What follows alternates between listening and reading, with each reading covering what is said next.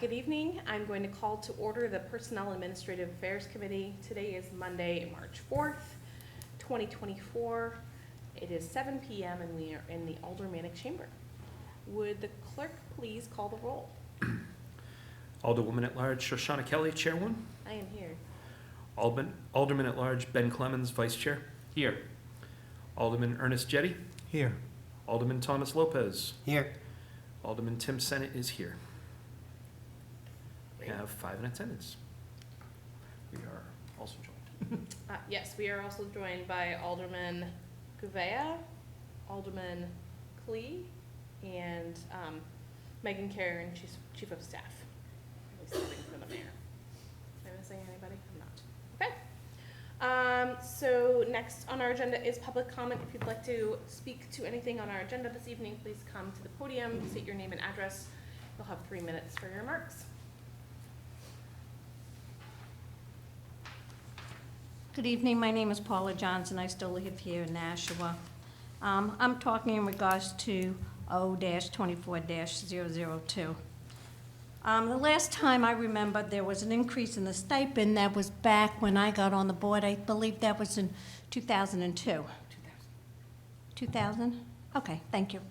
Close enough. Problem I have with this is a very big increase, considering that many people are suffering in this city. You know, the Board of Aldermen is now asking for an increase of $4,000 to $9,000 a year, and to give the Board of Education $3,200 to have $7,200 a year.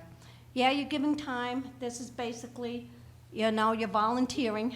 I've sat on both the boards, you know, but still, that's a lot of money to give a raise. I came before this board and asked for the veterans tax credit, and it took how many years before we got it to bring us up to $720 a year. $720 a year, and you're asking for $9,000 a year, you know? And the whole idea here is that even with your exempt, you did that wrong, or married and single people should not have the same exempt. But this is really outrageous at this point in time. I read through this very carefully. I think that, and even when I had run for the Board of Aldermen, when the stipend increased, and Jim Toner was then alderman, and I was running against him for alderman at large, and he said, we gave us, you know, we voted for this, and he said, you should be happy you got a raise. I said, but I didn't vote myself a raise, you did. If you want the stipend increase, put it on the ballot. Let the people of Nashua make that decision whether or not they feel that their elected officials should get a raise. But you should never vote yourself in your own raises. We squawk about Congress doing that, and I'm going to squawk about this too. I'm gone, but I'm not forgotten from the Board of Education. I'm still in Nashua. I'm still going to represent people that I feel that need to be represented, we the people, and it's the wrong time to ask for more money when our taxes just went up, and they're going to go up again this year, because we know no one's going to have the guts to cut that budget. It's going to go up more and more projects when less and less of us can afford to live in this city. And if you'll take a look of everything that's going on, 30 seconds. I can't believe that anybody at this point in time should really have this big of an increase. I don't even get an increase like this in my job. I couldn't even say to my boss, I'm going to give myself a raise. You know what they say? There's a door, goodbye, see you later. So I'm hoping that you all will consider this tonight and don't vote for this, and to think about how high of an increase would be acceptable by the citizens of this city. Thank you. Would anyone else like to speak in public comment? I think the remainder of the people are our interviewees. Thank you. Okay. Communications, There are none. interviews. Nashua Arts Commission. First up, we have Charles Emmons, 8 Strawberry Bank Road, Nashua, New Hampshire, 03062, for a term to expire July 30th, 2026. We can bring Charles and Paula up at the same Then time. we also have Paula Lockhead, 4 Westbrook Drive, Nashua, New Hampshire, 03060, term to expire January 31st, 2027. So you can come right into the horseshoe. Megan's going to do a quick introduction, and then you guys can talk to, and since you're on the same board, if you guys don't mind, come at the same time. Yeah, you can sit right in those. Yeah, any of Last the two open chairs. Yeah. Sit right next to Megan, that's perfect. Right, you're gonna Right- sit right right in our there. seats. Yeah, you Yeah. get a mic? You can't stand in the middle when they're talking. Special. I sent this in to Lindsay Rinaldi. Thank you. Yeah, we have it live electronically, but I'll put it in the record. Thank you. Just a note, for the record, the Mine Falls Park Advisory Committee, Mr. Sellon is not here this evening, so, we will interview him at a later date. So, Ms. Karen, do you want to introduce these two, nominees, please? Yes, thank you, Madam Chair. Good evening. For the record, Megan Karen, Chief of Staff. I'm here on behalf of Mayor Donches, who could not be here tonight. There are a few nominations before the committee that I would like to speak to, the first two being for the Arts Commission. I'll spend a few minutes talking about the first nominee, who is Mr. Charles Emmons. As you can see from Mr. Emmons' communication, he has an impressive background in the arts and more specifically in the theater community. He has performed, directed, and produced many shows over the last 30 years, which I have very limited theater knowledge, but I think that's front of house and back of house. Is that the correct terminology? Okay, great. Mr. Emmons has also served on the boards of various community organizations, including the Actor Singers, the Nashua Theater Guild, and the New Hampshire Community Theater Association. His passion for the arts is appreciated and apparent. I'll now turn it over to Mr. Emmons to share why he is interested in serving on the Arts Commission. Thank you very much. Yes, the Arts Commission is a vital part of the Nashua arts community, and I figured that there would be an opportunity to help out and promote the arts within the city of Nashua. And so when Lindsay Rinaldi approached me about participating in the committee, I said yes. Thank you so much. Megan, do you want to introduce Paula, and then we can do open questions for both? Yes, absolutely. Thank you, Madam Chair. The second Arts Commission nomination is Ms. Paula Lockhead. Mrs. Paula Lockhead. Mrs. Lockhead has been an active committee member on our Mine Falls Park Advisory Committee for the past several years and now wishes to serve on the Arts Commission as well. Her career has focused on education spanning all ages in the public, private, and museum sector. Mrs. Lockhead wishes to add a historical perspective to the Arts Commission and is well suited to do that given her work with the Nashua Historical Society. You may be most familiar with her work on the award-winning exhibit featuring the Nashua bridal fashion over the last 150 years, which was on display at the Abbott Spalding House. Given this, Mayor Donches feels that Mrs. Lockhead would be a great addition to the Arts Commission, and I will turn it over to Mrs. Lockhead. Thank you for having me tonight. Yeah, I am very interested in being on the commission because as Your name? Megan. As Megan indicated, I am presently on the Historical Society's board, and I can see a great opportunity to collaborate between history and art. And well, my specialty is textile and fashion, but I can see a great collaborative effort here within the city. And so that's why I'm here. I'd like to put forth the opportunities that the Historical Society has to offer, as well as some of my own expertise, but mostly to be involved with the Historical Society within the city. Thank you so much. So we'll open up to questions from the committee and aldermen that are here.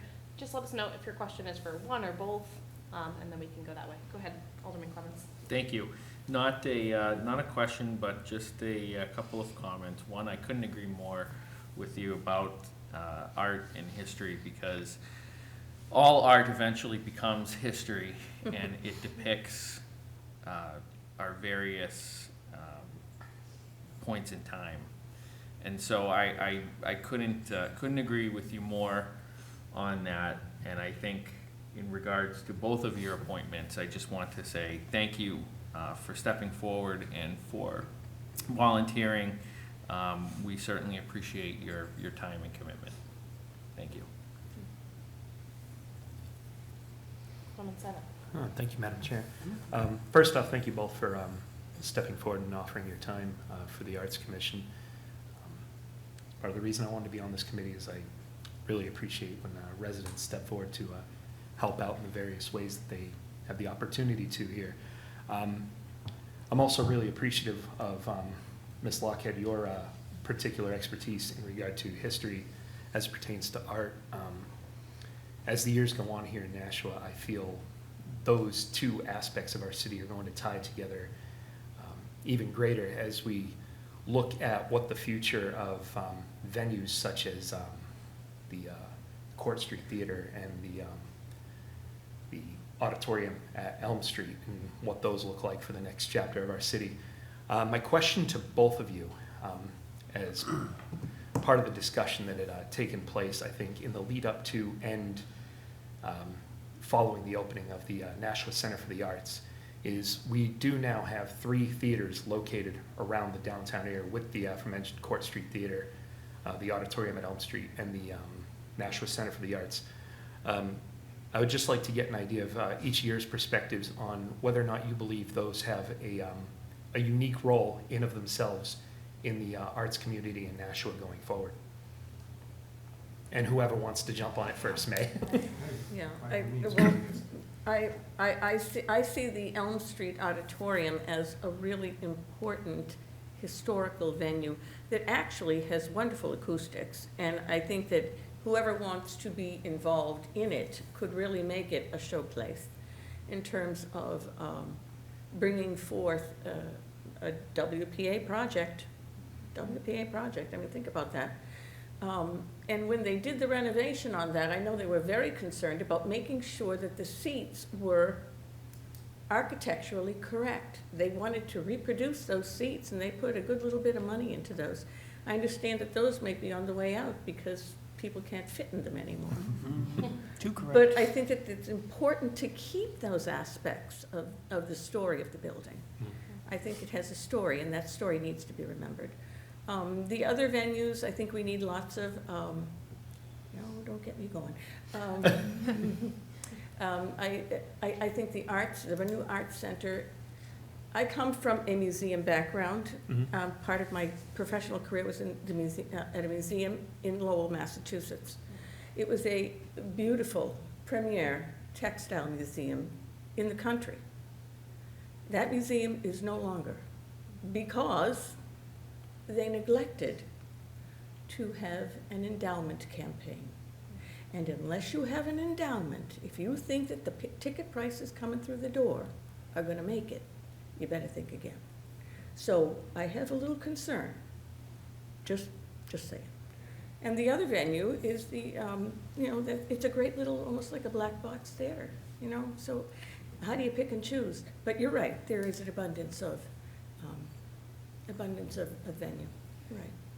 And regarding the Performing Arts Center, that's unfortunately not a community space. Right. That's specifically designed and built for commercial entertainment in downtown Nashua, which hopefully is actually doing its job of increasing the economic activity downtown, but it's not a space for community organizations. Court Street and perhaps Keith at a later date are those type of venues that would hopefully be available for community use. Because community organizations, first off, it's not architecturally built for an actual theater show down at the Performing Arts Center, and no organization in the Nashua area could afford to use the space in its current price structure. Well, thank you for those thought out answers. I really appreciate that. I'm gonna keep seeing if there's committee questions, but just a reminder to our guests, if you can just say, it feels very Oh. awkward, just say your name when you Very speak so that our, Oh, sorry. yeah. I usually say Alderman Lopez so they know who's speaking, but you're new voices for our transcribers, so. Alderman Lopez, I believe your hand I is think up. usually I say Alderman Lopez and you say Alderman Kelly. Thank you. So regarding the Court Street Theater, I had a lot of the same questions that Alderman Senate had. With respect to what my colleague said earlier, I don't know that my art's ever going to become history, but I do know that the reverse is true too. Often artists need to draw from history. I know I was working on a mural for Indigenous Peoples Day, and I could not locate accurate depictions of indigenous people to Nashua, and I wanted to, as an artist, to be able to depict that. So I'm particularly excited at the possibility of better linking our Historical Society with the Arts Commission to enable people who have access to research materials, knowledge, insights, and not just the books, but the context behind those things, so that artists can kind of accurately tap into those. I know we're looking at what we're going to do with the murals on the rail trail, some of which were historic in nature, some of which were attempts to be historic in nature, and some of which have been around long enough that they might be thought of as historic. But those are projects where I think the Historical Society can be very, very helpful and very, very useful. And I think Alderman Klee can probably speak to how much she's been enriched, particularly by research into city history. I was a little bit curious about the second theater in Court Street. If either of you had any awareness of or ideas, or if you had any experience with that, because I think that we're underutilizing the space. We have managed to get the, as you said, the black box open upper one up and running, but there's more potential to be had in that. And if we can figure out how to access that, then I think there's huge potential for community theaters. You know, Maddie Gregg just finished a whole production of Evil Dead the musical. Mhm. I don't know if any of you saw it. It was, I did it was actually. quite spectacular. But you know, he certainly used that space, and I'll tell you, he had crowds. You know, so there's great hope. We're speaking of the lower theater? No, no. Okay. No. So I actually had the opportunity to perform downstairs, and it's a nice little space. It just needs some work and love that hasn't been available in the community since it was shut down about 20 years ago after the Providence nightclub fire. But I think, you know, as all things, you know, it can be solved, and it would be great to make that available. I actually have a follow-up to that. You said you're current president of the Actor Singers? I am not. No, Okay. I have been Host. a past president. Okay. You probably still can answer my question. Okay, yes, you can. Is that space adequate enough for something like the Actor Singers to use, or is it too small? Well, it's fluid. How you stage a show is fluid. So if that was the only space that was available, then the organization would use that space. Because the whole premise behind the organization is to allow community members the opportunity to perform on stage, and also to provide inexpensive entertainment to our friends and neighbors. So if that was the only space that was available, then we would make whatever shows or select whatever shows would be viable in that space.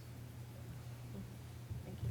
Sorry, Alderman Lopez, if you had No, that follow-ons, I just wanted to interject while we're still on that subject. was it. I appreciate it. That's it? Okay. Alderman Clee, then Alderman Jettie. I'm sorry, Alderman Jettie is on the committee. I'll bow to him first. Thank you. Alderman Jettie? Thank you. So, you both seem extremely well qualified for these positions, and I appreciate your stepping forward and being willing to serve. Mrs. Lockhead and I have known each other for close to 40 years now, and I know that whatever she does, she'll do a great job. I remember when she was working in Lowell at the museum, and I think we're lucky that she's willing to help us out. So thank you both. Is that Alderman Jettie? That's it. Thank you. Alderman Clee? Thank you, Madam Chairwoman. I have a couple of things that I want to say. First, I appreciate both of you standing up. I truly do, and I love the diverse backgrounds. Mrs. Lockhead, choking on that. As far as the Historical Society, I've become more involved with the Historical Society, and I'm blown away by all the things that our National Historical Society is doing. The bridal event is a great one, but as Alderwoman Kelly knows, the Posh Pink Tea Party yesterday, and getting the history of things like that in a very delightful way. The graveyard, thing, having the women's coming in and talking. The one that brings to mind was the Hutchinson family singers that you just did out of Milford. It was amazing. They had a person who came and played the guitar in the character of Asa Hutchinson, I believe it was. You're using art to convey history on so many different levels, and as Alderman Lopez had said, that is extremely important, even the other way around. And Mr. Emmons, the comments that you made about first that the Performing Arts Center is not a community space. In the respect I think that you meant it, it's not. But I am on the community benefits subcommittee of the Board of Trustees, and one of the things that we are looking for is how we can benefit the community with it. Maybe not actors, singers, or the National Theater Guild, but maybe, we don't know. I'm hoping that, yes, we can get something there, and I will be a voice to have that happen. But one of the things I want to say to the public that's listening is there's an organization called I want to make sure I have it right, Americans for the Arts. And they do regular reports. And one of the things that they talk about is like for every dollar in art spent, you get $1.75 back into your community, which is really amazing to think. People always, when I was going to school, when they had to make cuts to the school budget, the arts program got cut first. The music program got cut first. People don't understand how important those are, and the two of you are finding a way to bring your love and your life into that, and to me, that is absolutely amazing. You referred to Mr. Emmons, you referred to the Performing Arts Center actually wasn't conducive to plays and things like that. In some respects it is, it can't go deep, but there is enough in the back, and as you referred to the black boxes being fluid. So I think if we could get something there, I think it would work. As you pointed out, you could make it work. So it's, we don't want to put a big giant X through it and say this isn't it. I think as a community, and I would hope, I just to be honest with you, I'm also the liaison to the Arts Commission. I would hope that the Arts Commission can, kind of come up with ideas and throw them out. And your chairwoman, Ms. Rinaldi, is also on the Board of Trustees and so on, so kind of has a whisper to that.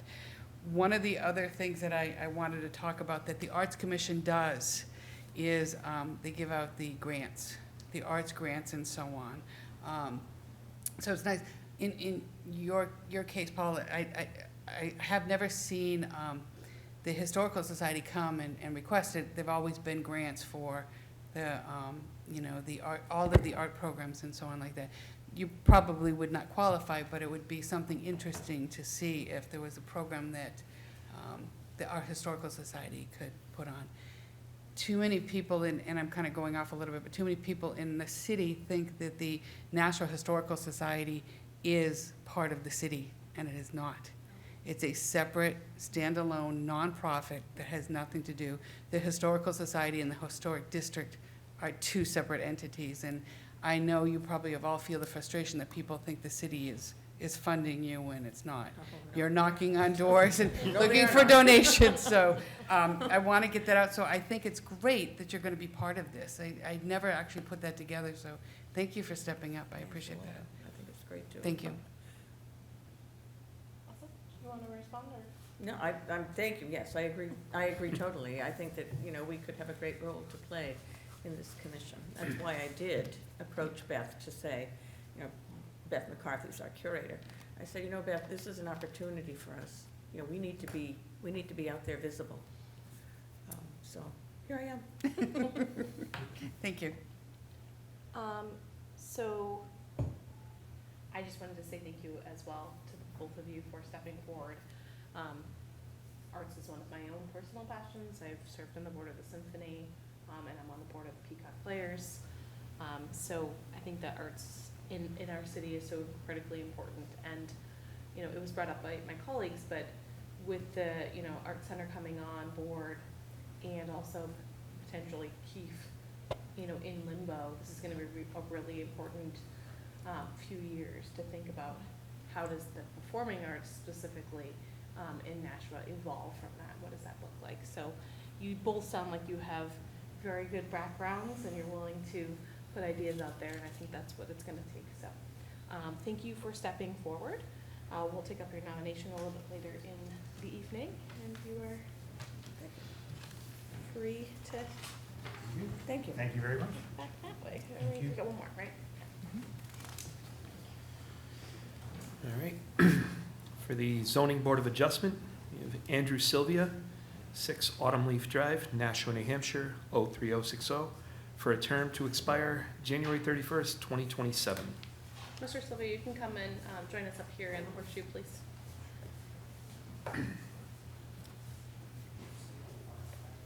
Reminder that mics are directional, so make sure you're pointing right at them, and if you just. That's their sweater here. Oh, there you go. Actually, I think that's Alderman Timmons. Oh, But, if you get cold, it's there for you. All right, sorry. So, Ms. Karen will introduce you, and then. Well, thank you. Lastly, Mayor Donchis is nominating Andrew Sylvia to the Zoning Board of Adjustment. Mr. Sylvia currently works at the Manchester Ink Link as an assistant editor.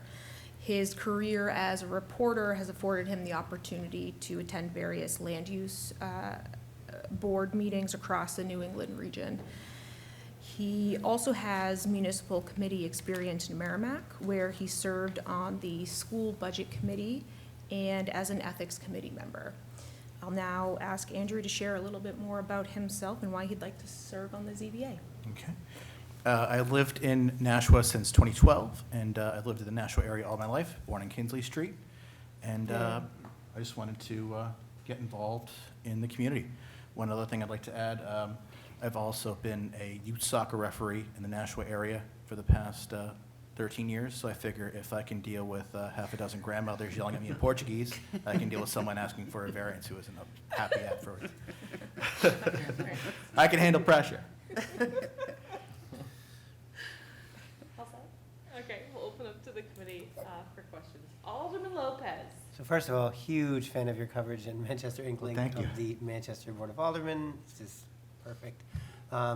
And to me, that suggests that you have a great deal of insight, a great deal of character to be able to navigate how to express things to people, while at the same time maintaining your own opinions, trying to discern what's going on. So I think this is a great appointment from the mayor. I was impressed by the diversity. I saw the soccer refereeing. I also noticed you were on the GIS mapping department. Yeah, I'm going for my master's at Northeastern. I put that on pause for now. But. Sometimes we find amazing people right here in our city who are very qualified. You were on the ethics committee of Merrimack, the town of Merrimack. So I think this is a great fit. I think this is a great nomination by the mayor. I'm definitely going to support it. And just to explain my outburst earlier, every time someone in the Tree Streets area is involved, I'm like, yay. Okay. Alderman Clemens. Thank you. So I have known Andy for a while, and just your career, particularly as Alderman Lopez said, at the Manchester Ink Link has been wonderful. You have really good reporting style, and I think that what you have seen over the years, I think, will be beneficial to us here in Nashua, because it brings a regional perspective to Nashua, and so we don't always do it the right way, and we don't always have that other perspective. So I think that's going to be a good thing, and so I hope you use that voice well and use that perspective. But I will definitely support you. Alderman Senate, and then Alderman Jettie. Thank you, Madam Chair. I've also had the opportunity to get to know Mr. Sylvia over the past year or so. And how on earth did I not know that you had such an extensive background in GIS?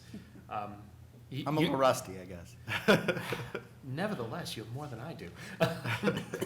I was very impressed by your resume. Obviously very familiar with you, with your work with the Manchester Ink Link. But to see such an extensive background and such a familiarity with all sorts of different aspects of our of the city and the workings of it around the community, I think you're going to be a fantastic asset to the zoning board, and I'm excited to support your nomination. Alderman Jettie? Thank you. So I met with Director Sullivan and Planning Manager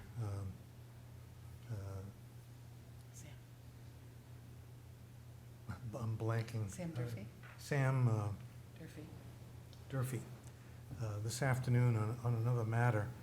And I promised them I wouldn't discourage you from continuing with your process to become a member of the zoning board. But you know, I have to say, when I look at your background, I guess I would rather see you reporting on the zoning board than actually being a member of it. But that's, you know, that's your choice, and we certainly need members. And you know, you seem you know, very qualified. But you know, are you you know, being a member of the zoning board is like a quasi-judicial position, and you know, in order to do the job correctly, you really have to become familiar with the laws, the state law and the city ordinances regarding zoning, and the standards that apply to, you know, whatever requests are coming before you. You know, it's not a popularity contest. You know, you have to, when people come before you, you have to look at what they're proposing and weigh it against the laws of the state and the law, you know, the ordinances of the city and the standards that that govern, you know, how you look at requests. And you need, you know, you have to be impartial. You have to be objective. You can't be swayed by, you know, what people really want. You have to, you know, strictly apply the law to the situation. And so I'm looking from you for you know, confirmation that you're willing to spend the time to familiarize yourself, unless you already are, but to familiarize yourself with the laws and you know, and the process, and understand that you know, you know, they meet twice a month, and you've got a full schedule of cases, and you've got to, you know, look at those cases. You've got to do a site visit, and then you've got to sit and listen to the case. So having heard all of that, are you still committed to doing this job? Yes, I am. I admit I don't know every single law when it comes to land use, but I do know that RSA 674:33 Part 1 is the big one, the 5 criteria.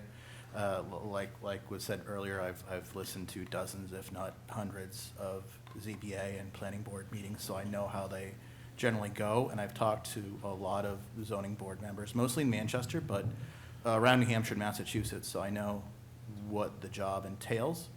And that's why I wanted to get my feet wet in this, because I want to serve my community. I've been here for over a decade. I want to be a bigger part of it. And I also am happy to learn more. That's why I wanted to go for the alternate position versus going for a full board member, waiting for a full board member seat to open so I could learn more. Well, thank you for that answer. That makes me feel very confident that you'll do a good job, and I will support you. Thank you. Any other committee members or non-committee members? Questions? Okay.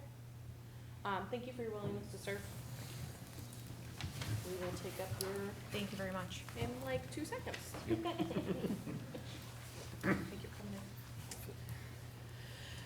Applications to license hawkers, peddlers, itinerant vendors license. I swear they make this just so that you have to say it 10 times.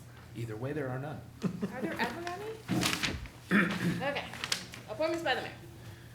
I'd like to make a motion to recommend the following new appointments to the Nashua Arts Commission. Charles Emmons, with a term to expire July 30th, 2026. Paula Lockhead, with a term to expire December 31st, 2027.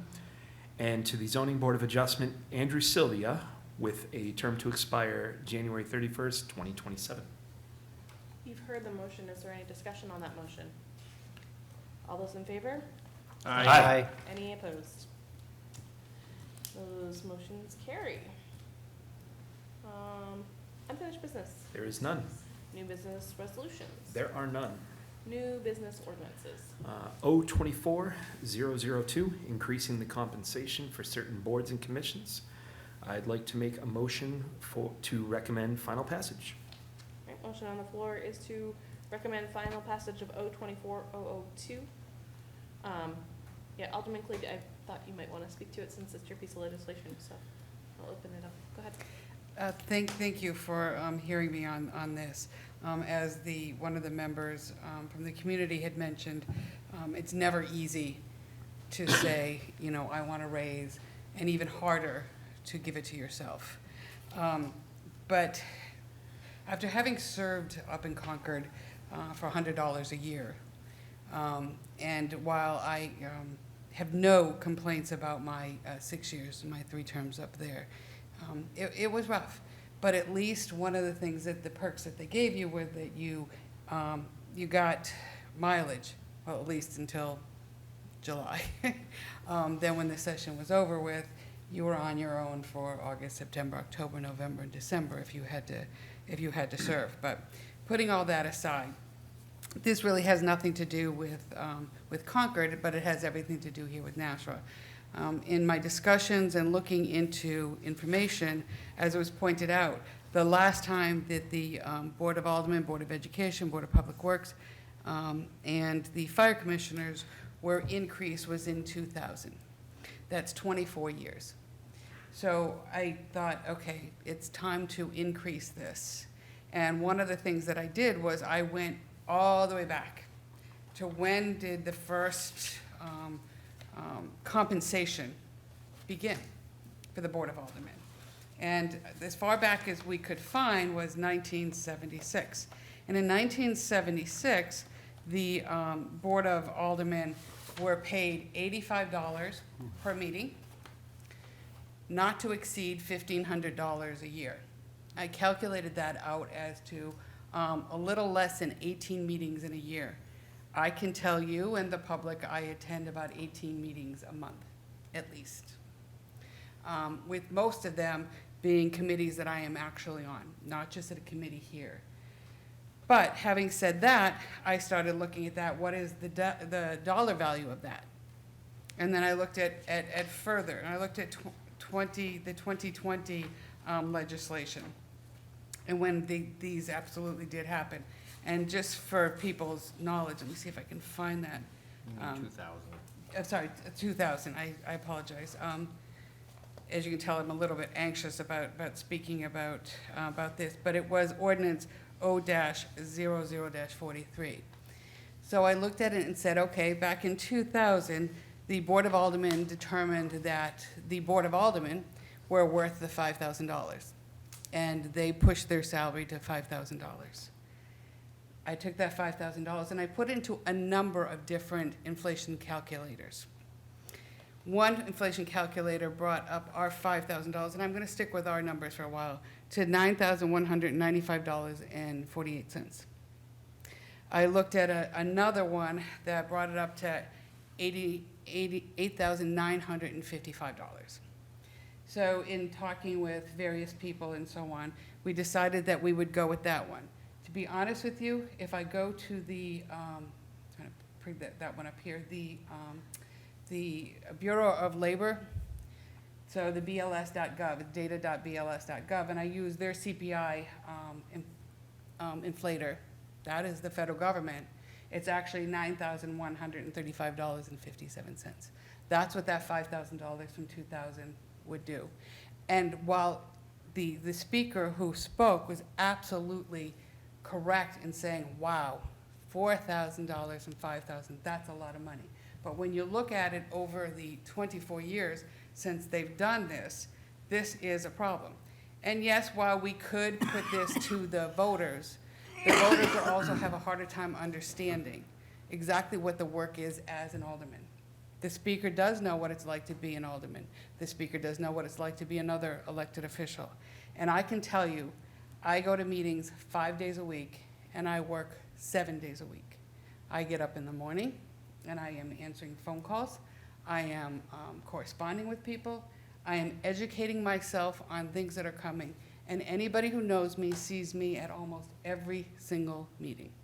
And that's because not because I'm any better than anybody else, I am just equal to all of my colleagues who I know work extremely hard. And I know they work hard because when they come to the meetings, the amount of information that they have, because they have spoken to department heads and so on, I know they too are doing their homework. We just do it all a little differently.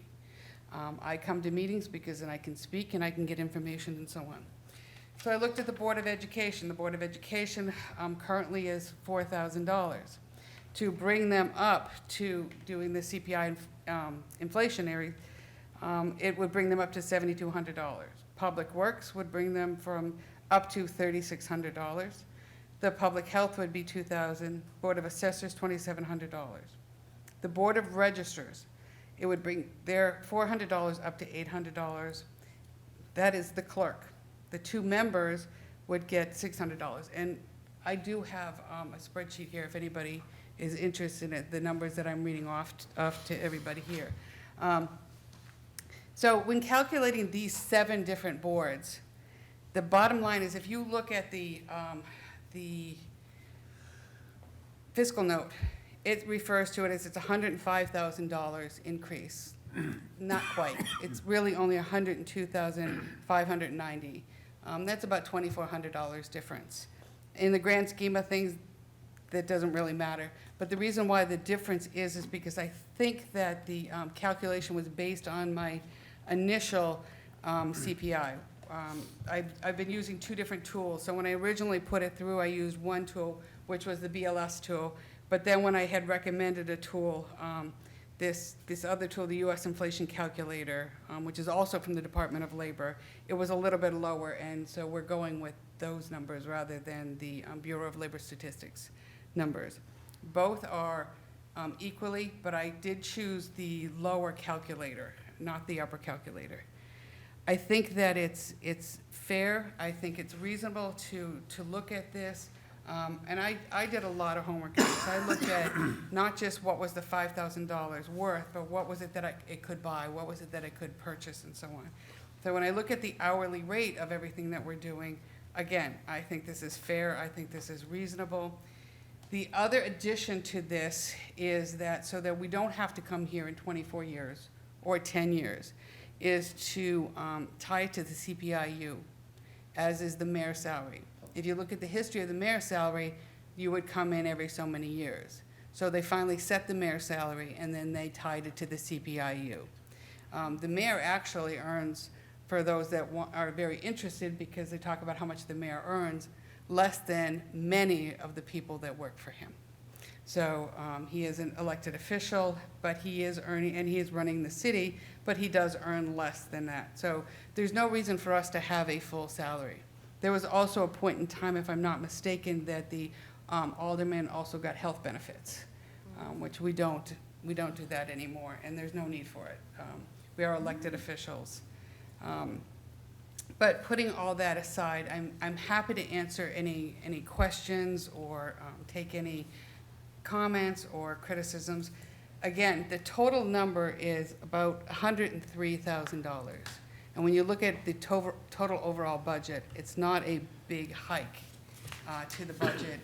The taxpayers will not even feel this as far as it's concerned. And one of the things that I also want to say, and I've been saying this over and over again, it's hard to get people to run for the state because they're getting paid $100. They have to give up work and so on. And you ask them to do this. So when you look at the average age of that, I look around the horseshoe here, and we have a great average age. We're not looking at, the average age of 75, which they have up in Concord. No, we do. We have. Yeah, we're the young side. We have some, right. Sorry, Ben, but I'm on the old side. But but no, we do. We have some very young people. We have some people that aren't quite so young. And then we have some people that are kind of in the middle. So I think it's a good selection of it. And I think that we will get more people that are interested in running for office if they know it's doing this. I will also say, as a heads up, I am also working on legislation for the poll workers. I am working with the city clerk, Dan Healy, because in order to be able to get poll workers, we need to pay them appropriately. So this isn't something that I'm just looking at here as these particular 7 boards and so on. But I do think it's extremely important, but I also know the anxiety that all of us have when we have to look at the public and say, you know, I want to almost double what I'm getting now. And that's basically kind of what it is. When it comes to some other things, it is. But again, I'm happy to answer any questions.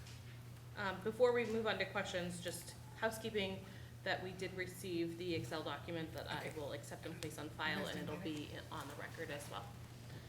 That Alderman Clee mentioned, and I know Alderman Clemens would like to go next. Thank you, Madam Chairwoman. So, yes, I worked with Alderman Clee on some of this, although she did the bulk of the work. But my contribution to this legislation is the sentiment that the speaker here this evening actually brought up, which was that this is a political decision that we are making. And I want to take the politics out of this. And that's what this legislation does. It takes the politics out of the entire equation, hopefully forever. Because what it does is it goes back in time to the year 2000, when the Board of Aldermen set the salary of an alderman, or the stipend for an alderman, at $5,000. And what it says is that, okay, so in 2000, what was the buying power in today's money of that $5,000? And so that's where you get the 9,000, the 7,200, the 3,600 for all of the different various boards. And so it updates that to that decision that was made 24 years ago, number one. And two, it ties it to inflation, just like the mayor's is, going forward, so that this board never has to go back and make this decision again. We can set it in stone and leave it. And that, to me, is what should have been done 24 years ago. I don't think 24 years ago that was a common practice. I think when we did it for the mayor, I think it was done maybe the year before I originally came onto the Board of Aldermen, so maybe like in 2007, I think. That was a novel idea, but it was a good idea, because to have to go back and keep making basically political decisions on your own salary, I don't think is a good idea. So to me, this accomplishes 2 goals. One, it puts into place the decision that was made 24 years ago and updates that to today's dollars.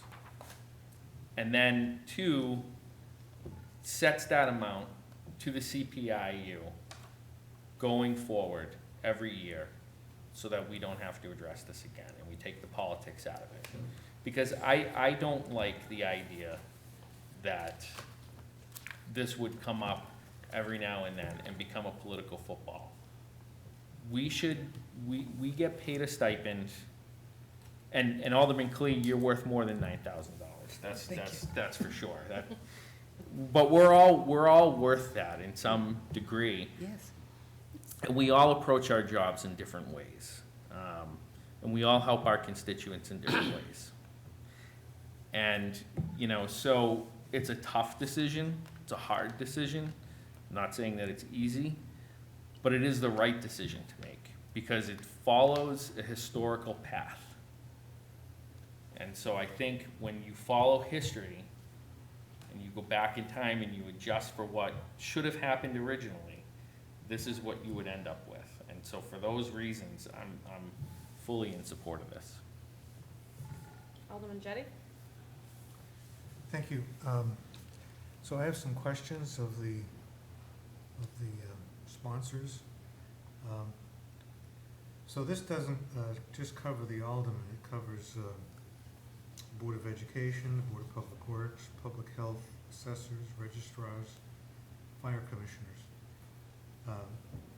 Have you talked to them? Do you have any input or opinion from them about this subject? May I? Thank you. Truthfully, no. I have not contacted them because I believe all of them to be as humble as the members on this board are and would probably say no. But the truth of the matter is, it even goes beyond us that are sitting here amongst the horseshoe. We have to look at future boards. We have to look at people who are willing to run for fire commissioner. I know there have been years when people are just running completely unopposed. And while I did appreciate running unopposed this year, as you did, you know, the thing is, perhaps if there was more of an incentive, people could say, okay, yeah, I don't have to necessarily make sacrifices to do it. Madam Chairwoman, and to my rest of my colleagues, so many of the board members here have full-time jobs, as well as families. And we ask a lot. We ask a lot of ourselves to give up. So no, to answer your question very simply, no, I did not go to that. I can say that, I won't name the person, but I did speak to one person on one board who said, basically, I'm having anxiety about this, but yes, I would appreciate it.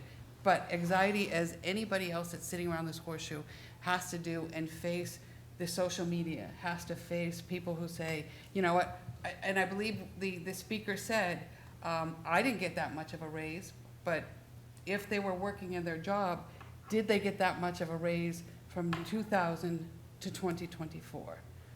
That's the way I would look at it. I'm not just looking at this as we just went from 2020, and to be honest, this will take effect July 1st for the next year's budget. That's why we're doing it now, so that it doesn't take effect immediately. It takes effect in the next year's budget, which is what the others have done. They take effect in the next fiscal year. But to, you know, that is the way I'm looking at it. But to simply answer your question, no, I did not. Because I do think that if I went to someone and said, do you want a raise, they would probably say, okay, but I'm not going to come out and I'm not going to speak about it, because it is a political football. It is, you know, I put myself out there. I am staying away from social media because I don't even want to know what people are calling me and thinking that I'm trying to gouge the taxpayers and so on. But I truly work hard. We all work extremely hard. And I think that the public just thinks we show up here in meetings and that's that. The speaker who was here knows how hard it is to be a good alderman or board of ed and so on. And the public life you give up, you know. I mean, personally, I sat at Mass General today with my husband as he was getting chemo with a laptop on my lap and sending out messages and working with constituents and doing my reports and so on. I wake up in the middle of the night thinking, oh my goodness, I have to take care of this issue. And you know, city staff get emails at 2 o'clock in the morning. Many of them answer it at 3, but you know, I mean, that's the case, is that it is a all-consuming job. We all do it differently. I do not judge anybody by me. I don't say I'm better than anybody. I am equal to all of my colleagues here as far as they're working, and I think we deserve it. And I'm bringing up the Board of Aldermen because that's the hardest one to push forward, but as you pointed out, Board of Ed, Board of Public Works, Board of Health, Board of Assessors, Board of Registers, and the Fire Commissioners. And while the fiscal note says 105,000, at the end of the day, it's 103,000 for this 1 year. And then after that, it is not 103,000. You know, I mean, you could say, yes, it is, because you're adding this. It's the increase to the budget will just be the CPIU. And I think they average that over 3 years, the 3 previous years is how the CPIU works. Alderman Jettie, did you have a follow-up? Yes, I have another question.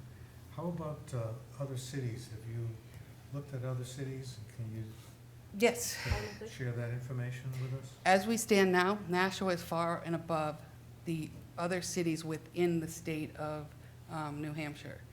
And I had a whole list of them, but Massachusetts and Vermont, we are below them. But as far as New Hampshire is concerned, yes, we are above, including Manchester and Concord.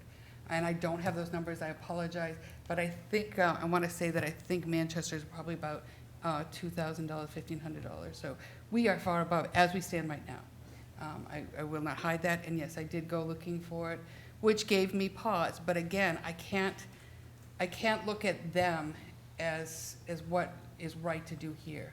You know, we are who we are, and when I compare us, and I did look to others as to what were comparable cities, and that's what I looked at throughout New England.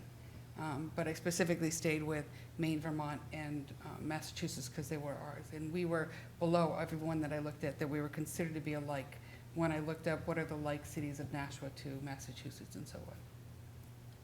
Okay. Alderman Can I- Jettie?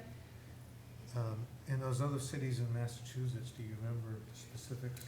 I want to say that I'm thinking one of them was Needham, but I don't know offhand. I had the piece of paper, I had handwritten them, and I did this 2 months ago, and none of them are coming to my mind. Okay. Even my, yeah, like I said, even at that. You know, I'm happy to go and do more work and get you that information, but the truth is that, you know, think we need to look at it. When I was up in Concord, if I said, do you know how much a state rep gets in Massachusetts? They would have looked at me and go, so? This is not Massachusetts. So, you know, without being glib, this is Nashua. You know, to compare me to compare us to Massachusetts isn't any better than comparing us to Manchester. We need to look at here and what is right for Nashua. And I do not think that the taxpayers, while they're going to look at the big increase from the 5,000 to 9,000 or 4,000 to 7,200 as a giant jump, when you look at the very bottom line, you're looking at less than $103,000 as a true fiscal note. Alderman Jettie? Thank you. And kind of in response to the speaker's criticism, or I'm not sure if that's accurate, but when she talked about, you know, our voting ourselves, did you give any thought to, or did you consider making it effective at the next inauguration, like in January of 2025, so that, you know, we ward aldermen and 3 of the aldermen at large would not benefit from this unless we got reelected?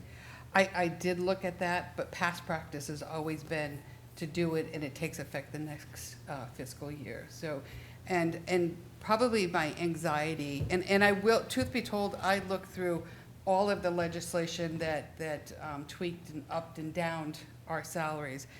I don't understand, but it was in, I think, 2006 or 2016. Right now I'm blanking at the number. I do have it here. 2006. 2006, yes. For some reason, for that one single year, they decreased the Board of Aldermen and the Board of Ed, and I think the Board of Public Works by $1,000.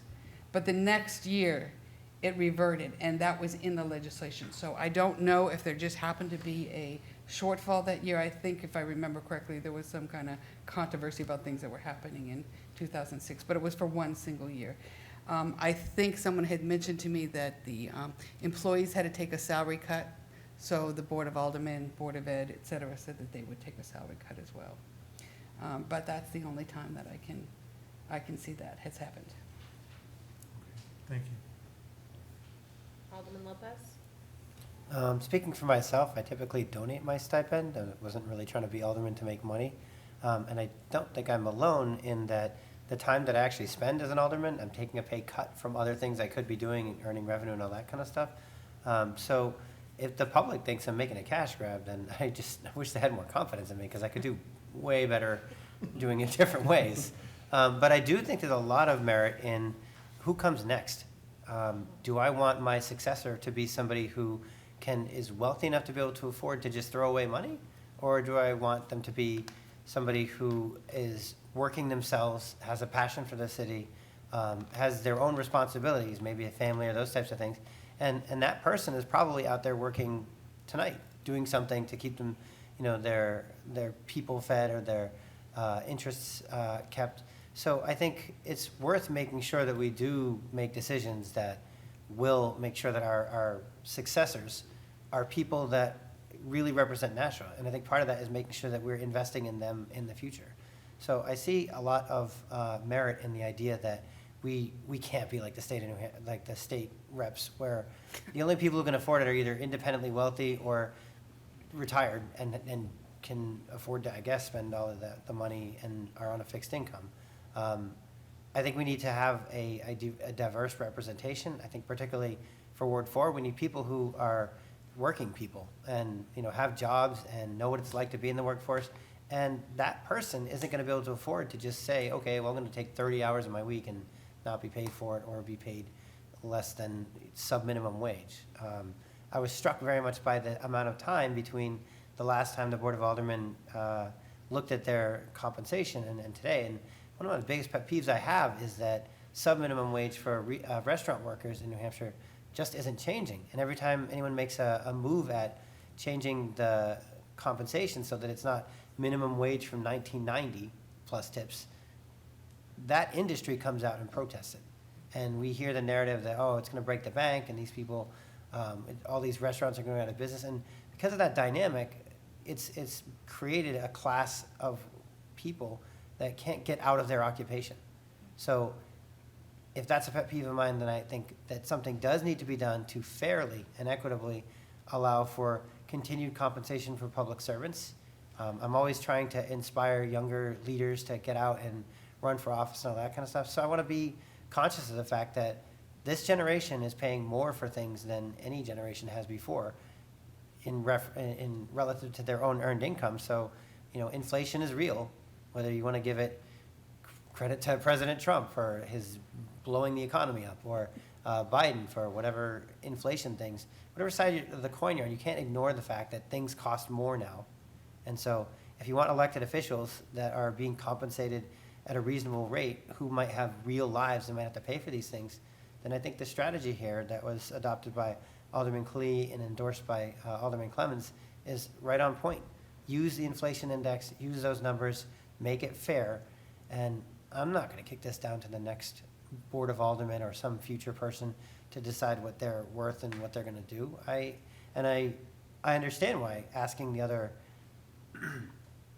elected boards if they want it is a bad idea, because you're putting them in the crosshairs of a decision that should be not political, and it should be focused on, equity and fairness. I was struck by the comparison that was made earlier tonight, comparing this to the Veterans Tax Credit. Nashua has one of the highest credits that you have in New Hampshire, period. And to compare this, where there's a set number of people and you know exactly what the fiscal impact to be, to compare it to a situation where we literally didn't know how many veterans would be eligible for it because the definition of veteran had changed, is ridiculous. And I think that was well known. That was widely publicized. We weren't the ones who decided to change the definition of what a veteran was.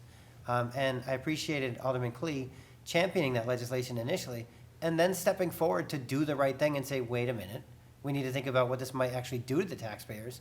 We don't know how many people are going to benefit from this. We don't know what the actual cost of this legislation would be.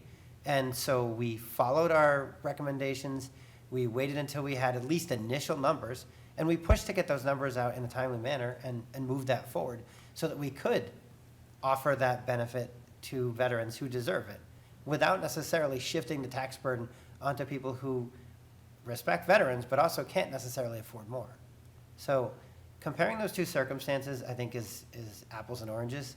I think it speaks to the understanding of the different situations. And I think this is done responsibly. I think we know how much this is going to cost us. I think it's very transparent what we would be doing moving forward. So this decision doesn't have to keep being made every year and be politicized and be a football for people who just want to find a reason to attack. I think this is not easy to do, but we should do it, not because any of us are looking for a pay raise, but because we want to make sure that moving forward, future politicians are able to focus on the needs of Nashua and not issues like this.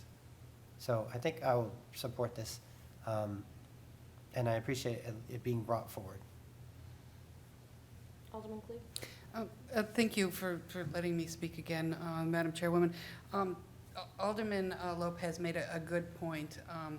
I do want to commend him, and there are probably many others who he does, his stipend does go to mostly veterans and other organizations within the city.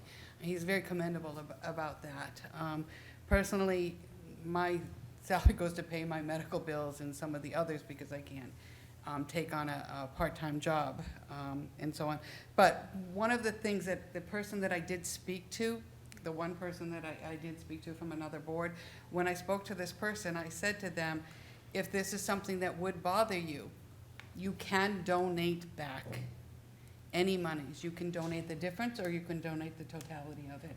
And I know this because recently I got a check from somebody for something that I just did not feel comfortable taking that check, and rather returning it to them, I donated it to the city.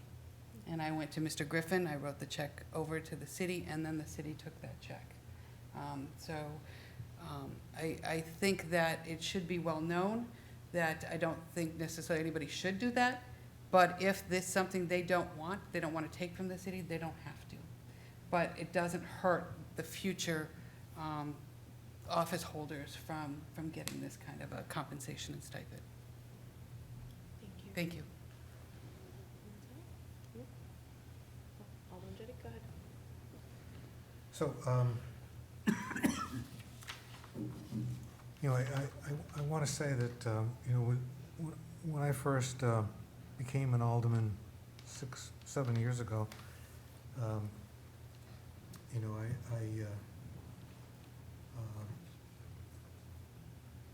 I was just amazed at how much time being an alderman takes. I had no idea when I first agreed to run for being an alderman how much time it would take.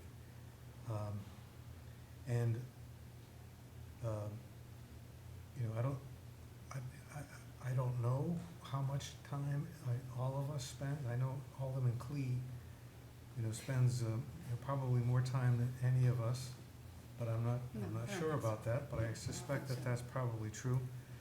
But I know myself that it's not just going to meetings. We have the Board of Aldermen meet twice a month, and that meeting lasts an average of 2 to 3 hours. But you have to spend time preparing for that meeting. You have to read all the legislation, and you have to oftentimes research the current ordinances to see how this new stuff fits in with that. And the earlier you are on the board, the longer the learning curve. And I've been here for over 6 years, and I'm still on that learning curve. But it's not only the Board of Aldermen meetings. We all serve on committees, and those committees, depending on what committee it is, but they meet at least once a month. Some of them meet twice a month. Some of them meet more often than that. And then even if you're not on that committee, I've heard it said, well, you should have come to the committee meeting. So even if you're not on the committee, some people expect you to go to the committee meeting to find out what the committee is doing and to get your questions answered there.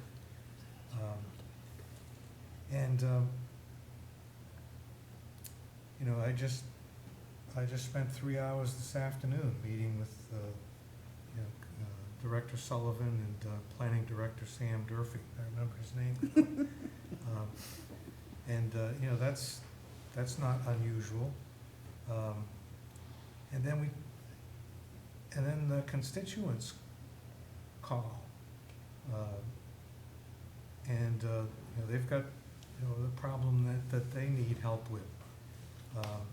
You know, during those terrible rainstorms we had, I was called, I went out, you know, on a weekend, spent several hours with people who were experiencing flooding.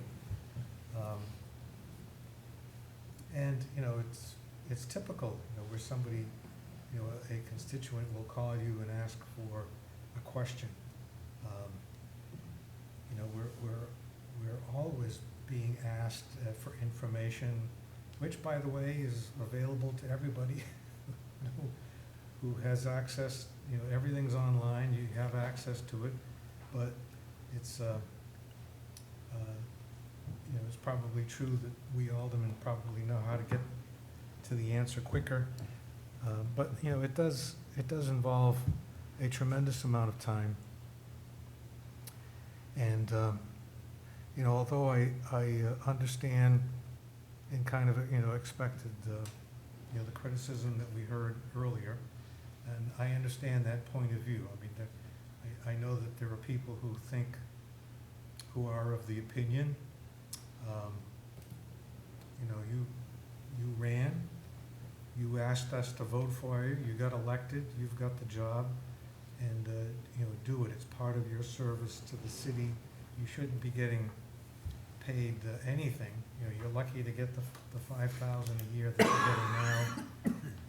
You know, I understand that point of view, but I also understand how much time we all spend, and in those same, well, there are other people who expect us to keep an eye on the administration.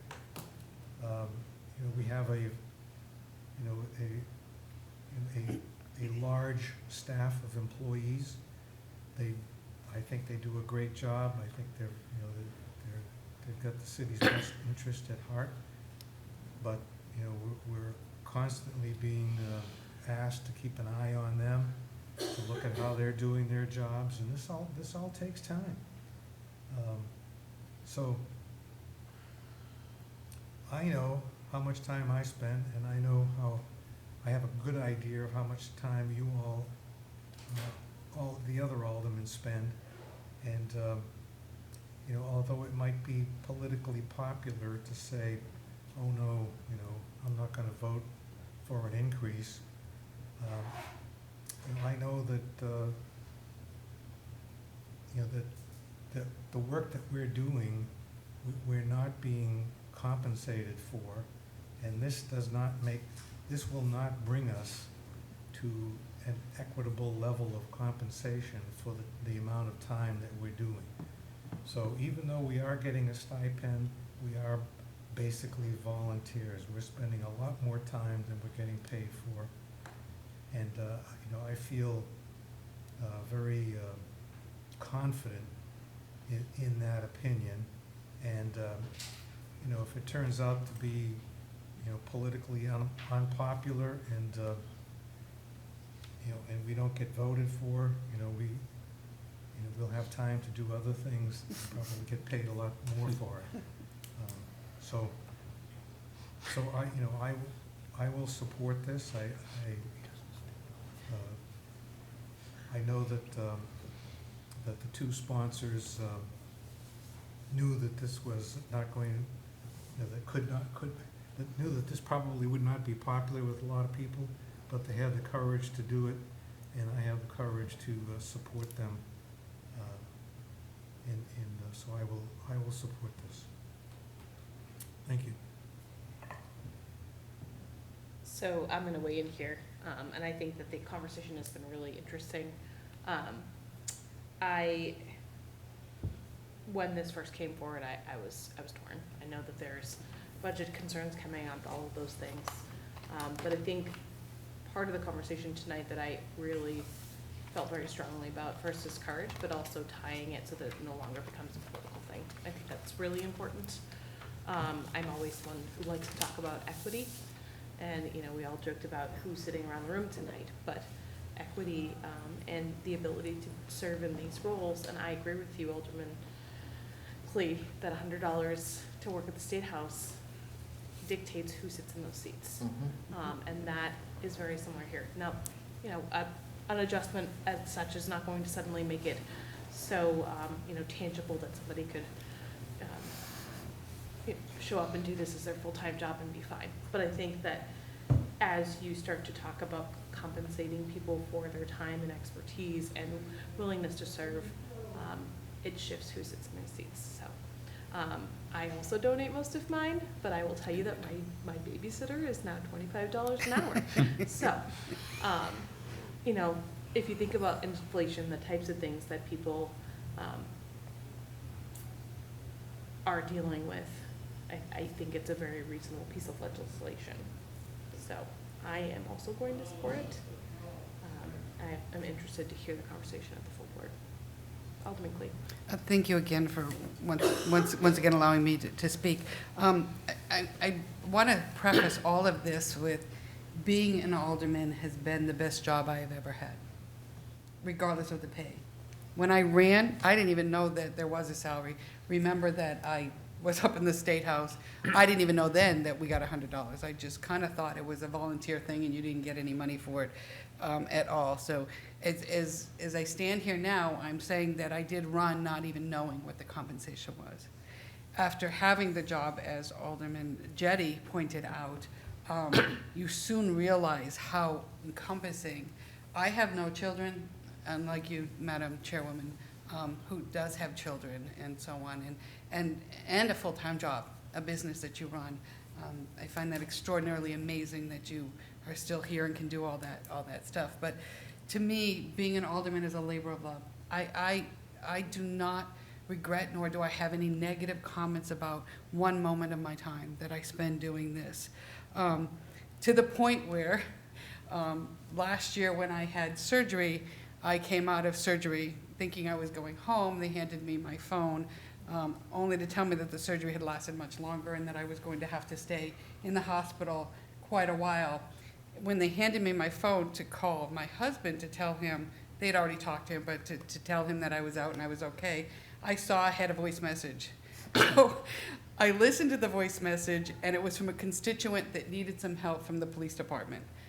Instead of calling my husband, I called Barbara Costas.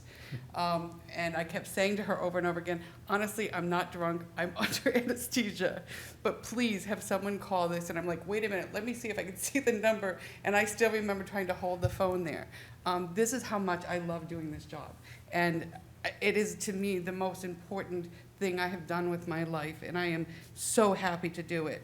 But I want people to know, they can go onto the Board of Aldermen website, and one of the things that they can do is they can pull up the aldermanic committees.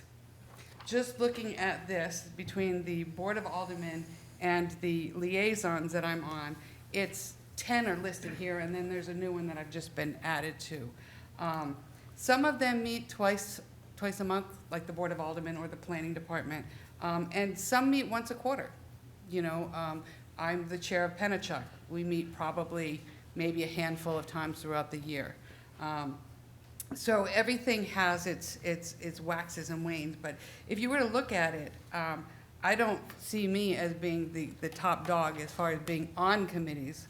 I look at so many other names that are here. So I think that the public needs to also realize how many committees we're on, and sometimes the committee can last an hour, or sometimes when I'm in there talking, it can last several hours because I don't stop. I don't stop talking, as we all know. And I'm wringing my hands because I'm very anxious and very nervous about even coming out and asking this. So please understand, this is not a comfortable thing to do. It is not. I'm feeling my blood pressure going up, I'm feeling my anxiety, and my hands are never cold, and right now they're ice cold. So thank you again for letting me speak. Alderman Gouveia? Thank you, Madam Chair, and although I wasn't here originally to talk about this legislation tonight, it's the next piece. Surprise, you get my opinion. Thank you. And I totally understand and respect why you would put this forward. I get it. I mean, looking kind of the position I'm in, I mean, we're a younger family who owns a condo here in Nashville. I work for a nonprofit, and my wife works here, so there's not a lot of money extra going around at the end of the month. But at the end of the day, when I decided to run for this board in 2021, I knew what I was getting. I knew it was going to be that $5,000 stipend. And it is definitely a shock of how much extra you put into it. And you could say whatever you want of how much time you're going to put into it, but it's a lot. We all sit through regular meetings, hearings, committees, liaisonships, ad hoc committees, phone calls, emails. We can have the list go on of the amount of work we put into this job. And to do it well, in my opinion, it takes a lot of hours. It is an extra job. But that was what I signed on to for $5,000. And it puts me in that tough situation where I really do not like advocating for increases for politicians and people of our positions. And I understand the comparison to the State House, obviously. They make $100 a year. But with that, I mean, I'm trying to think of the comparison I want to make it to. I think that in the amount or the talent you get up there has more to do with the amount of state reps you have compared to the amount of pay you get. Obviously, more pay, you're going to get more interest from others, but and it's a totally different debate saying you should have less seats up in the State House or not, conversation for a different day. But I feel there's always going to be people who want to step up and answer the call and will serve our city. And I feel in the past and in the elections I've looked at in the great city we live in, we've never had an issue filling a ballot. We will have some races that go unattested. You could say that's because there's no interest, or you could say that's because your representative, your alderman's doing a good job.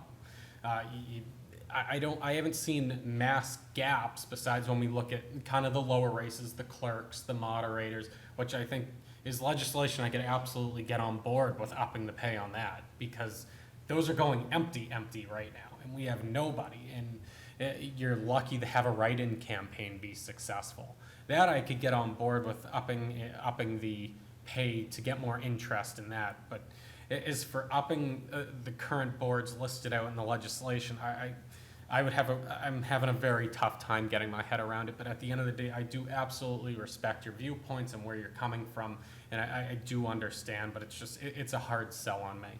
Thank you. Any additional thoughts? I'm going to make one additional comment, and then we can call our vote here. I think the other piece about this legislation that is interesting is that it's a one-time increase of $102,000 in a budget of millions, and it rights the ship so that nobody ever else has to have this conversation. And it's not easy. I myself did struggle with it, but I think righting the ship, tying it to CPAU, making sure that people feel compensated and never have to talk about it again is the right thing to do. If there's no other discussion, the motion on the floor is to recommend final passage. All those in favor? Aye. Any opposed? Motion carries. All right. Next up is O24006, regarding posting the budget on the city's website and providing a hard copy to the library. I'd like to enter a motion to recommend final passage. All right, motion is for final passage. Alderman Gouveia, this is your piece of legislation. I assume you'd like to speak to it first. Yes, the real reason I'm here. Thank you, Madam Chair, for the recognition. So this piece is very simple. This is really housekeeping legislation. There's nothing crazy going on here.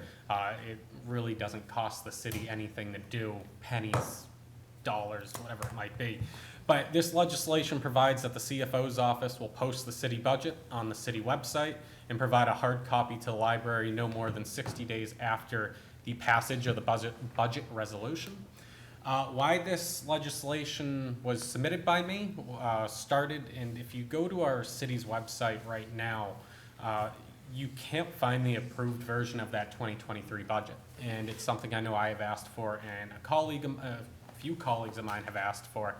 And it's still just not there. And speaking with some other colleagues around the Horseshoe, I've heard that this was not the first time they've had this type of issue where budgets just weren't being passed. So by putting this into ordinance, I feel that it kind of turns into standard operating procedure. And when that happens, it just makes everything run a little bit more smooth. As for the adding the hard copy to the city library, that was something new. That came from, I just happened to be walking around one day, taking a walk outside, and I got called over by a neighbor, which isn't uncommon, and I'm sure a lot of us have been out and just end up talking, and the city budget came up, and this was in the 2024 budget year, but they had a question about the previous budget. So of course I come back over and I bring my hard copy book of it, and they were looking through it and they went, is this available at the public library? And I went, that's a great question. I don't know off the top of my head. So I go back and I make a call, and it was not. At least I was told it wasn't by the person at the front desk that day when I called. And so that made me say, okay, well, you know, if there's anybody who is interested, that seems like something we should keep down at the library. It's simple enough. We make copies of the budget. So how hard is it to just put one down there for any resident who might just want to stumble in and crunch some numbers? Have at it. Yeah, once again, very simple legislation. I've run it by CFO Griffin. He had no issue with it. So I please ask for your approval of it tonight. And if you have any questions, I'm more than happy to answer. Alderman Clevens, then Alderman Lopez.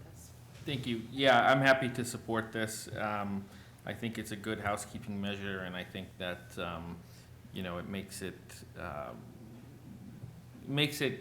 as you said, a standard operating procedure that, you know, that the budget is accessible and available to the public, both online and a hard copy. And I also think that that's a good thing too, because there are times when, you know, the mayor submits a budget, we have the budget book, right? But the aldermen make adjustments to it, or there's adjustments made, and so what that hard copy isn't necessarily the final result. So I think the other good thing about this is that whatever ends up in the library is going to be whatever we adopt after the fact, as well as what's online, and I think that's also an important distinction. So I fully support this. Alderman Lopez? So I have a low-grade background hobby of collecting the really old budgets, because I think it's hilarious to find out like the entire Department of Public Works was getting like $800 at one point. So it's interesting from a historical perspective. It gives you sort of an idea of things that are going on, because everyone who's doing their budget has to explain what they're doing and why they're doing it and all that. So it gives you a snapshot into what people are doing. So I'm thinking of the historic aspect of this. I really like the idea of putting a copy at the library particularly. I wonder what the library's no fines for no returned books thing will be like. So hopefully they'll just keep that as you can't check it out. You can look at it at the library. But I think this is a great idea. And I think particularly, not being able to find the final budget sometimes is very frustrating. I'm on that boat too. So I think just proceduralizing this is a good idea. Oh, I was going to answer, but now everybody wants to talk. All right, Alderman Senate, then Alderman Jettie. Thank you, Madam Chairwoman. I'm also happy to support this legislation. We just had a really robust discussion last week about the availability of information and the ease of access to that information, and I think this really puts that on two fronts, and not to make a budgetary pun, sort of holds our feet to the fire and makes us put our money where our mouths are. Because, you know, many of us spoke up last week saying, where is this information? Why wasn't it available? Well, now we can make it available, and we're even making it available to folks who may not have access to online means. I particularly like the library aspect of this because I have such fun and exciting hobbies. I've spent my fair share of time in the Hunt Room over at the Nashville Public Library. And I hope that going forward, this becomes another staple in that room. I mean, you can currently go in there and dig out very dusty, sort of odd-smelling annual reports dating back to the 1800s. And I'd like to see this as part of it. I mean, if we can retain a yearbook, if we can retain an annual report, then I think we can certainly retain a budget, and that'll be a useful tool for the residents going forward. So I'm definitely going to support this. Alderman Jettie, then Alderman Clee. Thank you. So what was the aldermanic compensation back in 18, whatever? You know, I didn't look that part up. I kind of got some Half of dust in my eyes. I have a feeling there wasn't. Yeah, I just, went to the website and, we're dealing with 2024 budget, right? And it's here. I don't know when it got here, but it's here now. But, when I first, saw the proposed ordinance, I thought, why aren't we doing this now? Why can't the CFO just, put it on the website and, send a copy to the library? But whatever, I mean, it hasn't been done. So I find that legislating this, it's the sole way that we aldermen, it's the only way we aldermen have of expressing any control over the city government. And so, whether it was done before or not, this doesn't stop that from happening, and it makes sure that it does happen in the future. So I don't see anything wrong with this, and I will support it. I think it's a good idea. Alderman Clee. Thank you, Madam Chairwoman. I think this is a really good piece of legislation, and I echo my colleagues' comments about why can't it be done now without it? But this legislation holds people's feet to the fire. And when I could not find the 2024 budget, the past budget, I could find the proposed, but not the past. I won't say necessarily who I spoke to, but the comment was, well, we're having some issues trying to, with the new format and so on, trying to get it online.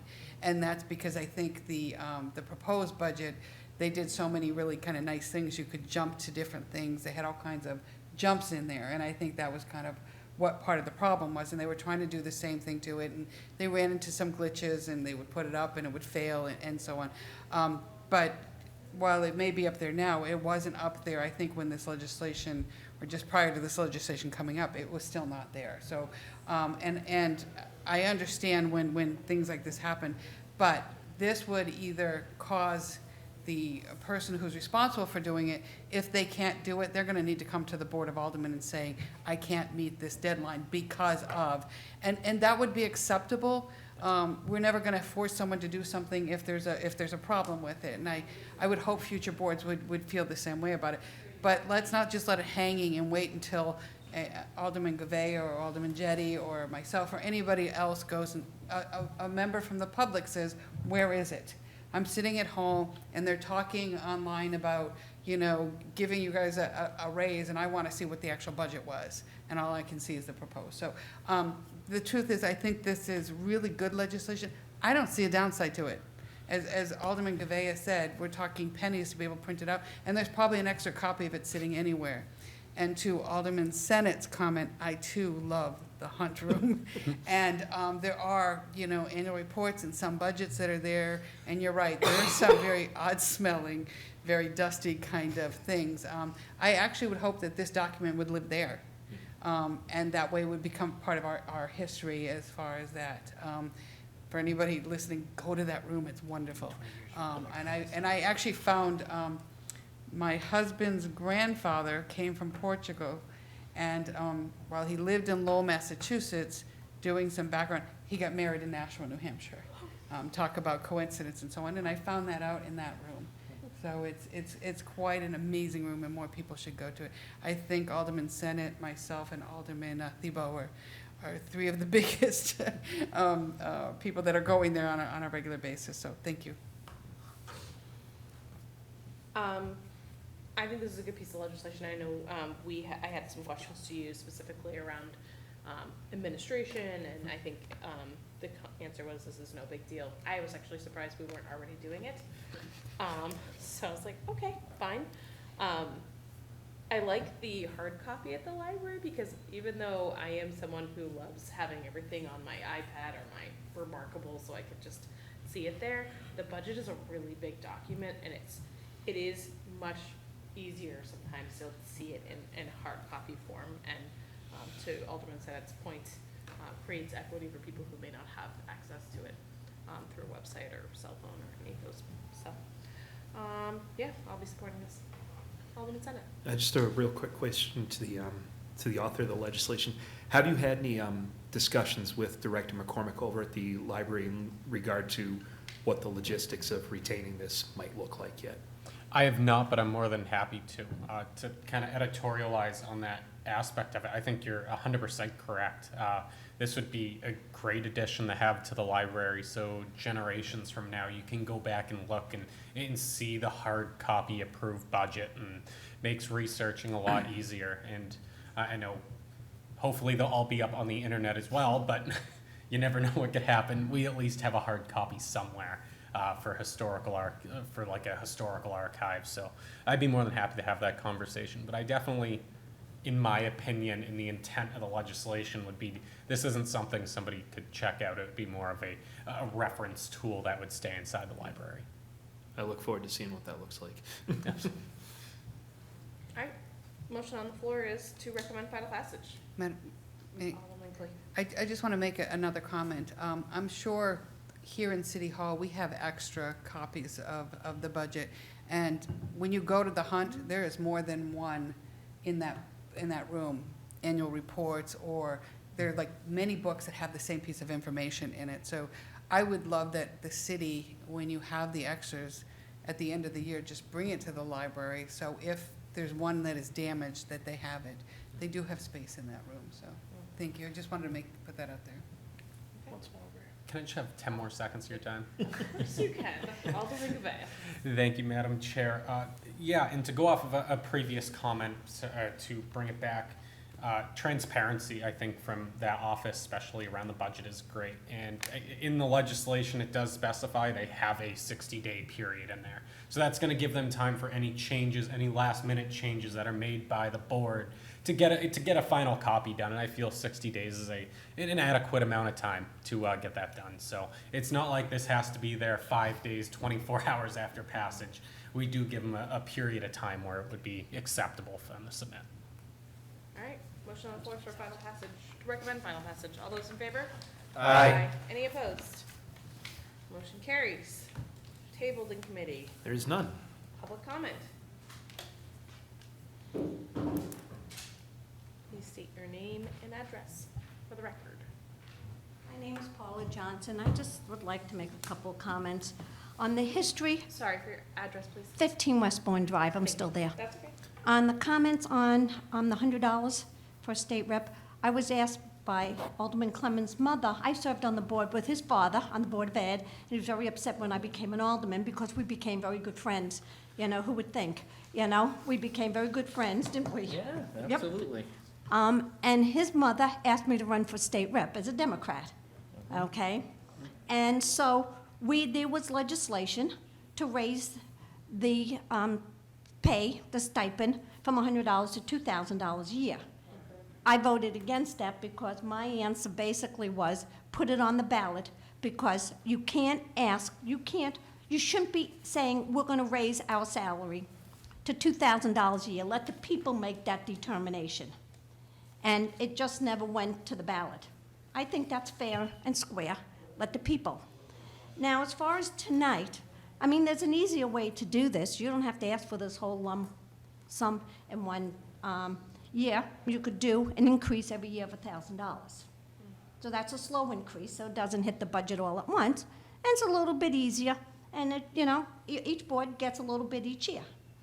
When I ran, and I sat on this board and I sat on the other board before this last 4 years, I had 3 small kids. My husband was self-employed. I ran a business with him.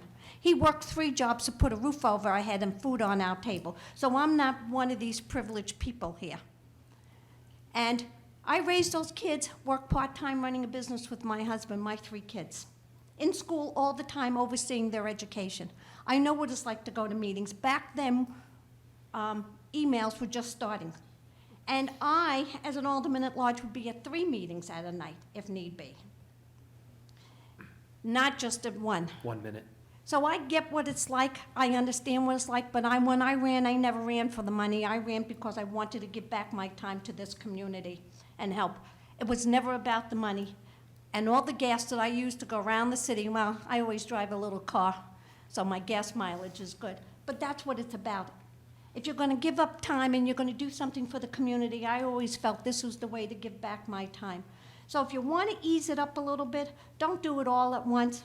You can 30 always seconds. rewrite the legislation and amend it to give X amount each year till you reach that goal. Thank you. Have a good night, everyone. You too. Good night. You too? All right, moving on to general discussion. Anything from anybody? Alderman Jenny. Well, I think it was said before, but I just want, the public to know that the increase that we're, if this passes, it'll work out to about, if my arithmetic is correct, about $160 a year. And, had previous boards asked for $160 each year, we would be up to the amount that we're asking. So, the city has not paid that extra $160 each year for the last 20 or so years. So it's, when you put that into perspective, the amount, although it seems like a lot for 1 year, spread out over the 20-year period, it's really not that much. Thank you. Alderman Clee? Thank you, Madam Chairwoman, and I hate beating a dead horse, but I'm always right there to do it. I've seen that. Yeah, I know. And I love animals too, so I hate that I said that. But I want to say that I respect the person who was speaking, and I respect the time that she has given to this city, and I respect that she has done it for the love of the city. This legislation is correcting something that hasn't happened. And my colleague pointed out to the fact that for 24 years, we haven't been spending this money. And while it seems like it's big, to ask for it, piecemeal at $1,000 until we get up to that, it would mean a calculation to then also include the CPIU, and it's going to be more than 1,000. We're asking a lot of our staff to have to kind of chase this up until we get to where we need to be. And to the comment of 3 meetings in a day, there are days that I wish there were only 3 meetings. That's like a Friday, right? In a day. I have Friday meetings as well. This legislation, while it is difficult, and I respect Alderman Gouvea's comments, it's not an easy thing to say, give it to me. But the thing is, up in Concord, they get the $100. Yes, when we ran, we may or may not have known what we would or would not get, but that doesn't mean that we shouldn't get what we should get. I'll take the whipping and the criticism for this. I am not doing this to hurt anybody. I'm sorry, but it's on the fiscal note it says 105. Even if it were up to that, which it's not quite there, that's not a big amount of money in the grand scheme of things. And when I look at the 7 boards, I've been talking about the Board of Aldermen, and it sounds like I'm saying me, but that's who's going to be taking the whipping because we're going to be doing this. But the truth is there are 7 boards. And while it may sound like we that we can get people to run, truthfully, no, we can't. A lot of people work really hard to get people to run for office. And as a person who is on just the Social Security income, this little bit does help. And I'm not saying that the increase is going to change my life, it's not going to change anybody's life, but it might make it a little easier to sit here one night and not worry that I should be working a part-time job. So I'm not doing this to be selfish, I'm not doing this to hurt the voters. And the comment about the veterans was not $700, it was an additional $250. And that's actually costing the taxpayers millions of dollars. And while I would do anything for veterans, Alderman Lopez knows I work very hard with veterans, and I have since I was 18 years old. Richard is a veteran, and I would do anything for them. That was at $250, and we were looking at over $1 million for that. And Nashua was extraordinarily generous, more so than any other community in the state of New Hampshire. And I want that on the record, that it wasn't $700 or $750, it was a $250 increase. And we did not know how many other people, and this is gonna cost the taxpayers who don't fall within that category a lot more money, so thank you. Additional, I know that the last time we met, we talked about bringing in heads of other commissions and boards that we do the interviewing for. I have put out an invite, and we're still working through getting that moving so that we can have some quick insight from those chairs at our meetings. Do we have remarks by the alderman? No. Alderman Lopez. Hey. So I just wanted to comment that I just got back from a really good vacation in Honduras. And by vacation, I mean not vacation, like no heat, running water, everything's poison, everything's out to get you for some reason. But it was very inspirational because this is the second year and the first real year we brought a full youth team, which is really, I feel like on the nose for what we've been talking about, at least what I've been talking about with this whole alderman stipend thing and boards and commissions is we need to start looking at next generation leaders. We need to start looking at how we can encourage youth to look beyond their video games and their immediate situations and start looking at how they can interact with other people from other places and how they can change the world, make it realistic that they can, because somebody's going to change it. So it may as well be like, you may as well get out there.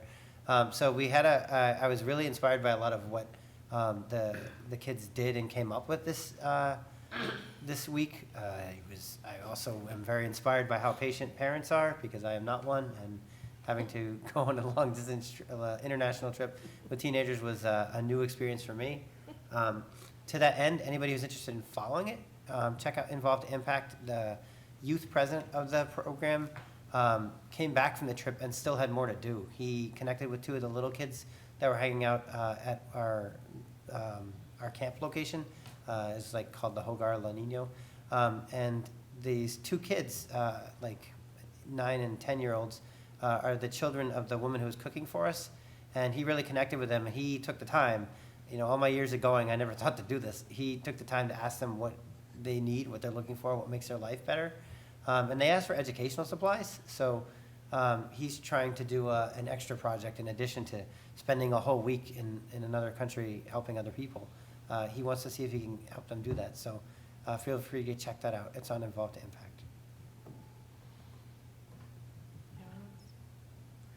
I just wanted to, I didn't want to take away from the interview time, but I wanted to talk about the Historical Society event. Alderman Klee had invited myself and my daughter, and they just did an incredible job. It was the pink posh tea, but there was, they completely packed in there, and there were people from Nashua and not from Nashua who really got some great insight. They did some historical pieces around people from Nashua. I don't know if everybody knew this, but I didn't know this. The woman who posed for Rosie the Riveter actually lived in Nashua. Yep.